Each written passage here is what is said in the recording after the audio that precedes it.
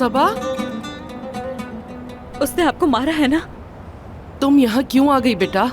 आजम ने मैसेज किया था और रास्ते में मुझे रोका भी। उसने कहा और तुम यहाँ आ गई। क्या समझाया था मैंने तुम्हें, भूल गई?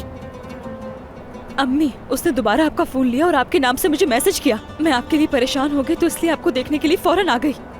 मेरे ख्याल से अंदर चल के बात करनी चाहिए। माजरत चाहती हूँ बेटा, मैं जरा सबा को यहाँ देख के परेशान हो गई थी। अंदर आ जाओ, आ जाओ, आ जाओ, अंदर चलो। अंदर चल के बैठो बेटा।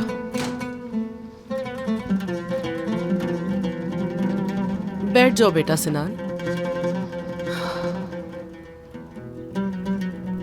अम्मी, मुझे आपकी बहुत फिक्र लगी रहती है। मारा है ना उसने आपको? उसने नहीं। उसने नहीं तो फिर किसने मारा? मेरा मतलब है बेटा, छोड़ो ना इस बात को, कुछ और बात करते हैं।